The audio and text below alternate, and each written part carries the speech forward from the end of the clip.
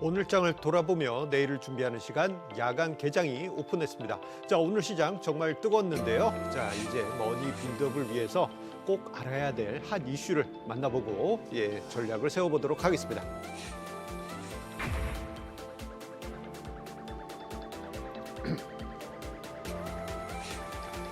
SK하이닉스가 장중 LG엔솔을 제치고 시가총액 2위 자리에 오르면서 시장이 깜짝 놀랐었죠.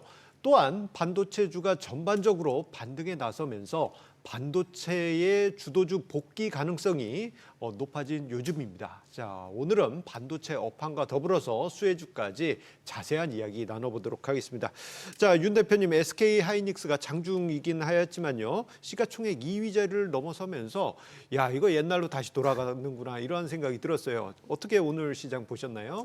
일단 이제 LG에너지솔루션 같은 경우에서는 작년 이제 1월 달에 상장을 하고 나서 지금 이제 2위를 시가총액 2위를 계속 유지를 해오고 SK하이닉스가 3위로 좀 밀려나는 흐름들이 나왔었는데 최근에 이제 2차 전지 관련주들에 대한 약세들이 좀 지속이 되게 되면서 LG에너지솔루션뿐만이 아니라 전반적인 2차 전지 관련주들이 하락하였고 그러다 보니까 LG에너지솔루션의 시가총액이 좀 많이 빠졌었습니다. 하지만 우리 또 반도체 관련주였던 우리 SK하이닉스 같은 경우에서는 최근에 큰 폭으로 상승하는 흐름들은 없었지만 그래도 올라오고 나서 잘 버텨주는 흐름들이 나오다 보니까 두 개의 주가가 조금 엇갈리게 되면서 SK하이닉스가 장중에는 한번 2위의 자리를 빼앗게 되는 그런 흐름들도 나왔지만 다행히 좀 끝났을 때는 LG에너지솔루션도 어느 정도 회복을 하게 되면서 지금 두 개의 종목이 어느 정도는 균형을 좀 맞췄다라고 보시면 좋을 것 같습니다. 마치 2등과 3등이 자웅을 겨루는 듯한 그런 모습을 장중에 우리가 볼 수 있었던 것 같습니다. 자, SK하이닉스가 장중에 시가총액 2위를 재탈환할 수 있었던 건 여러 가지 이유가 있겠지만 아무래도 반도체 업황 반등에 대한 기대감이 반영된 것이 아닌가 싶은데요.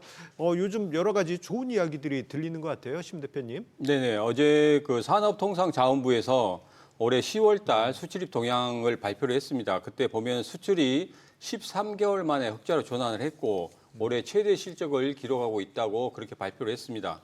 수출은 550.9억 달러로 전년 대비 5.1% 증가했고 수입은 534.6억 달러로 9.7% 감소하는 모습을 좀 보이면서 무역 수지는 16.4억 달러 흑자를 기록하는 모습을 보였습니다. 이것은 작년 10월부터 이어진 마이너스 그런 고리를 끊고 플러스 전환에 성공했다는 의미를 좀 부여할 수 있겠는데요. 여기서 우리 가장 최대의 수출 품목인 반도체 같은 경우에서는 수출이 작년 8월 이후에 가장 낮은 감소율인 마이너스 3.1%를 기록하면서 개선의 흐름을 이어가고 있다 이렇게 파악을 할 수가 있겠습니다. 자, 여기에서 메모리 반도체 가격이 저점을 통과했다는 시장의 그런 흐름을 좀 볼 수가 있는데 그런 흐름으로 인해서 반도체 관련 종목들은 앞으로 유심히 좀 보실 필요가 있을 것 같고 앞으로 포트에 한 종목 정도는 계속적으로 넣어놓고 좀 유지하실 필요가 있다고 그렇게 말씀드리고 싶습니다. 반도체주의 개선세가 수출에서도 이어지고 있고 여러 가지 호소식들이 이어지고 있는데요. 그런데 수급 측면에서 보게 되면요. 외국인들이 쭉 팔다가 요즘 들어서 사들이고 있는 그런 모습이 나타나고 있어요. 윤 대표님, 외국인들의 컴백 어떻게 보고 계십니까?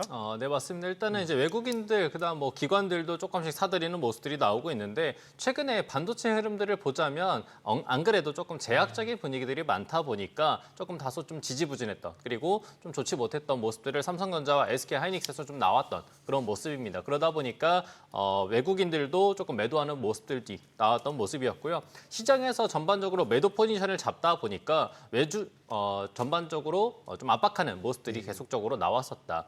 하지만 외국인들이 지금 최근에 좀 들어오게 되면서 매도세가 조금 줄기 시작하더니 11월 달에 들어오면서는 오히려 좀 순매수세로 전환이 되는 모습들도 보여졌습니다. 그러다 보니까 최근에 한 달 기준으로 봤었을 때는 254억, 그다음에 약 72억 정도를 각각 삼성전자와 SK하이닉스에서 매도하던 외국인들이 다시 한 번 더 좀 전환되는 그런 모습들이 나왔다라고 보시면 좋을 것 같습니다. 그래서 외국인들이 조금 다시 한 번 더 10월 달 대비해서 조금 매수세로 전환될 수 있었던 이유는 아무래도 메모리 반도체의 수출 증가로 판단이 좀 되는 상황이다. 그렇기 때문에 국내 메모리 반도체는 좀 강세로 보일 수 있었던 그런 부분들을 좀 끌고 가고 있다라고 보시면 좋을 것 같습니다.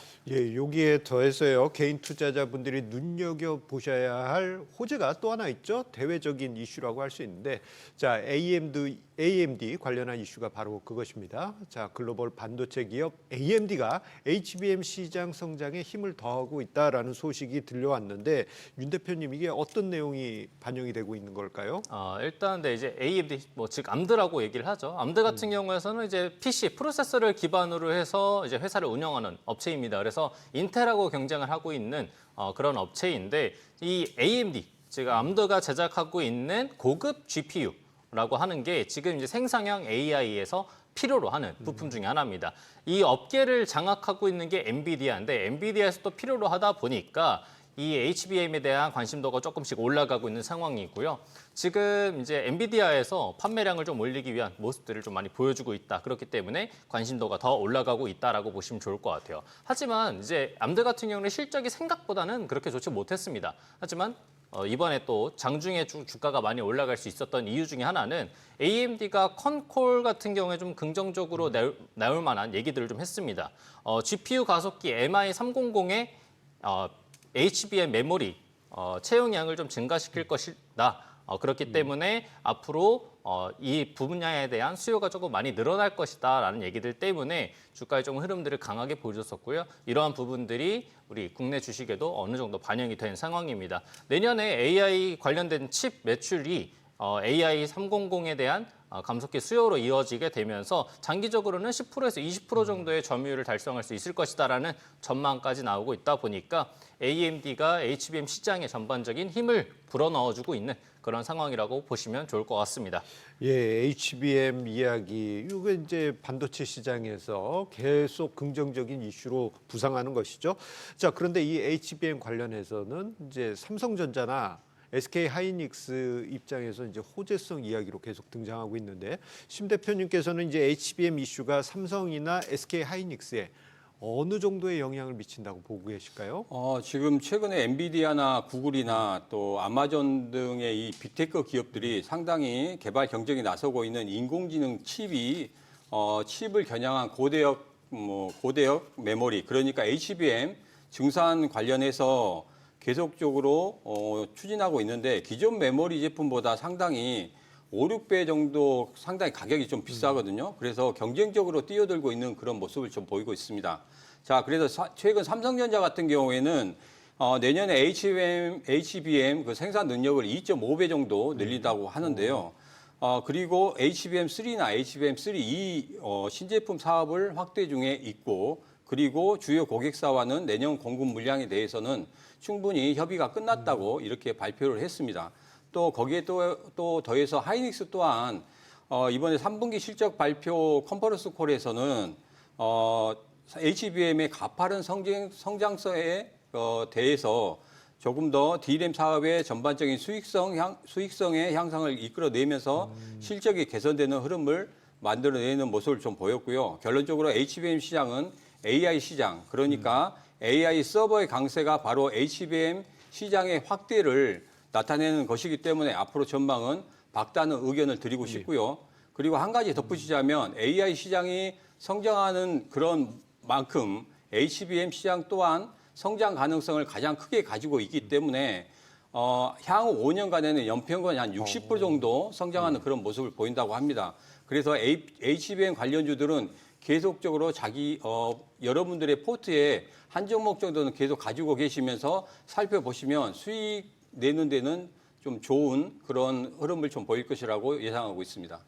예, HBM 시장에 대한 긍정적인 전망을 말씀해 주셨는데요. 자, HBM 관련주에 대한 정확한 분석과 전략은 카카오톡 채널에서 백발백중 목요일을 검색하시면 만나보실 수 있겠습니다.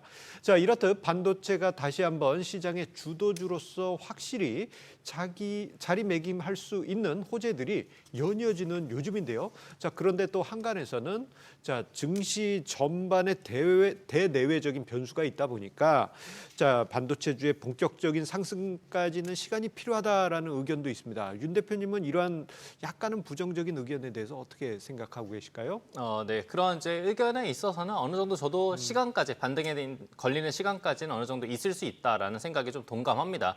그동안 반도체주가 올라가는 데 있어서 외국인과 기관들의 자금들이 굉장히 많이 들어왔었고 많이 필요로 했었습니다. 그렇기 때문에 시장이 주도주가 될 수 있었다라고 생각을 하고요. 그렇기 때문에 지금 시장이 아직 상방으로 올라가는 시장도 아니고요. 그다음에 외국인과 기관들의 자금들이 많이 들어오고 있는 상황도 아닙니다. 오히려 개인들의 이제 투매성 물량이나 아니면 개인들의 조금 위험을 회피하기 목적을 한 이제 매수세가 들어오다 보니까 시장의 수급이 다소 조금 혼조세가 이루어지고 있다. 그렇기 때문에 아직 외국인과 기관의 포지션을 잡을 수 없다라는 것들이 조금 아쉬운 점으로 꼽히는 상황이고요. 지금 전반적으로 시장을 봤었을 때도 아직 악재들이 남아있는 상황입니다. 그렇기 때문에 이 악재가 해소가 되고 그다음에 외국인과 기관의 수급들이 필요로 할 뿐 지금 뭐 종목에 대한 악재나 아니면 종목들이 안 좋아서 올라가는데 오래 걸린다 이런 뜻은 아니니까 일단은 지금 조금 기다리는 시간들은 좀 필요로 할 것 같다라고 생각이 좀 됩니다. 하지만 지금 그동안의 하락폭이 컸었기 때문에 상승으로 올라간다면 더 강한 상승폭으로 올라갈 수 있지 않을까 하는 기대감도 있다라고 생각을 합니다. 지금까지 시장에서 한 번 주도주를 잡았던 애들은 다시 한 번 더 주도주를 잡고 한 번 왕이었던 친구들은 다시 한 번 더 왕이 되기도 합니다. 그렇기 때문에 다시 한 번 더 이 반도체주가 이끄는 시장들은 온다라고 생각하니까 조금 기대감을 가지고 지켜보셔도 좋지 않을까 생각합니다. 예, 한 번 주도주는 영원한 주도주라는 말이 떠올리는 말씀이 아닌가 싶습니다. 자, 윤 대표님은 이렇게 말씀을 해주셨는데요. 심 대표님은 혹시 지금 증시 상황에 대해서 반도체주에 어떤 영향을 미칠지 생각하고 계실까요? 결론적으로 말씀드리면 상승에 대해서는 좀 제한적일 거라고 그렇게 생각하고 있습니다. 삼성전자가 최근 연일 그 연기금의 매수세가 들어오고 있고 그리고 오늘도 갭 상승을 만들어내면서 상승의 폭을 좀 크게 만들고 있었는데요. 최근에 보면은 이전에 고점인 72,000원에서 73,000원대에서 매물대가 상당히 좀 많이 있고 그리고 그것이 주가 상승에 커다란 부담이 될 것이라고 이렇게 생각하고 있습니다.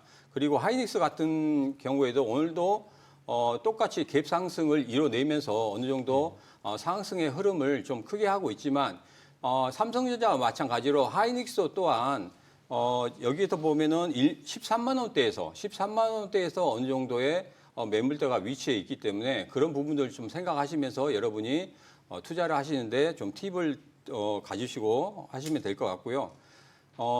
이거 마찬가지로 삼성전자나 하이닉스나 모두 다 상승에 대해서 좀 제한적인 흐름을 가질 것이라고 그렇게 말씀드리겠습니다. 예, 상승에 대해서는 제한적이다. 예, 조금은 아쉬운 부분이 있는 것 같습니다. 시장의 기대치에 비해서는요. 자, 그렇다 하더라도 여러 가지 이야기 우리 반도체 시장에 대해서 이야기하고 있는데요. 자, 오늘 시장이 주목한 트렌드는 바로 SK 하이닉스의 시가총액 2위 장중 대탈환이었습니다.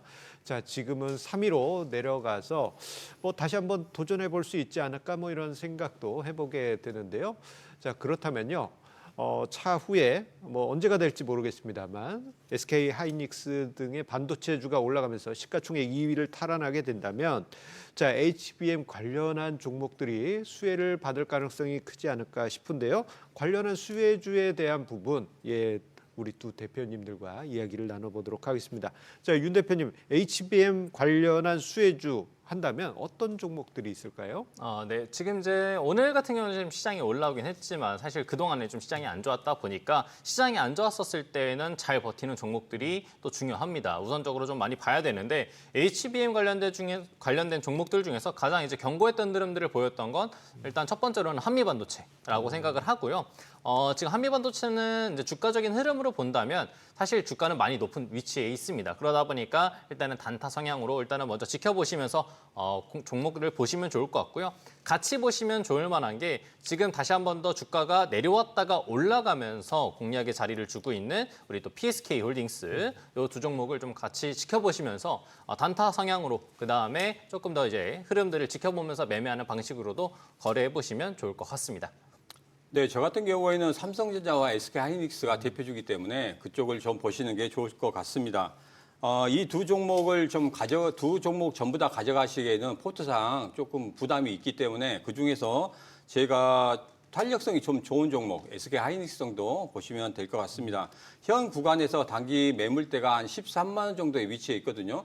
그 13만 원 정도에 위치해 있는데 이것을 조금은 반도체 업황이 조금이라도 좋아지는 그런 흐름이 보인다고 하면 충분히 돌파할 수 있을 것이라고 그렇게 생각하기 때문에 전고점이 15만 원대까지 1차 목표가를 가지시고 중기적인 입장에서 포트에 넣고 보시면 좋으실 것 같습니다. 그리고 한 가지 더 팁을 드리자면 외국인의 수급이 상당히 중요하거든요. 그렇기 때문에 외국인과 기관의 수급이 들어오는지 다시 한번 확인하시고 그런 다음에 조금 포트에 담아두시면 좋은 결과를 만드실 수 있을 거라고 생각하고 있습니다.